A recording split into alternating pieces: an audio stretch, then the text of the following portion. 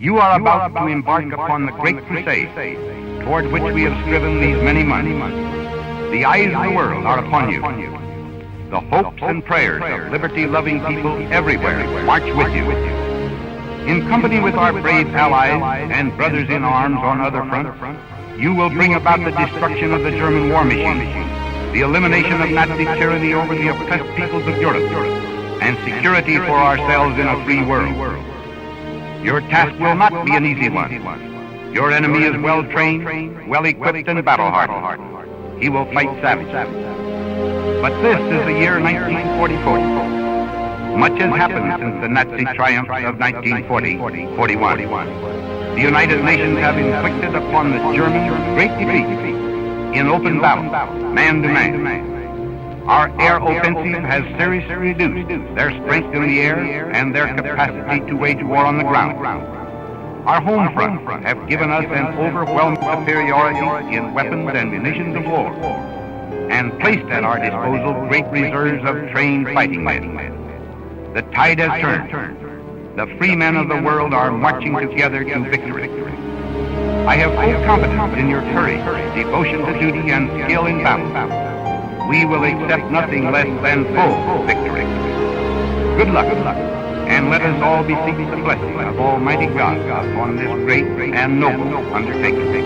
The 101st Airborne Division has no history, but it has a rendezvous with destiny. Due to the nature of our armament and the tactics in which we shall perfect ourselves, we shall be called upon to carry out operations of far-reaching military importance, and we shall habitually go into action when the need is immediate and extreme. Let me call your attention to the fact that our badge is the Great American Eagle. This is a fitting emblem for a division that will crush its enemies by falling upon them like a thunderbolt from the skies. The history we shall make, the record of high achievement we hope to write in the annals of the American Army and the American people, depends wholly and completely on the men of this division. Each individual, each officer, and each enlisted man must therefore regard himself as a necessary part of a complex and powerful instrument for the overcoming of the enemies of this nation. Each in his own job must realize that he is not only a means, but an indispensable means for obtaining the goal of victory. It is therefore not too much to say that the future itself, in whose molding we expect to have our share, is in the hands of the soldiers of the 101st Airborne Division.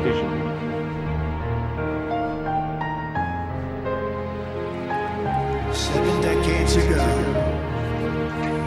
the warriors of D-Day fought a sinister enemy who spoke of a 1,000-year empire. In defeating that evil, they left a legacy that will last not only for 1,000 years, but for all time.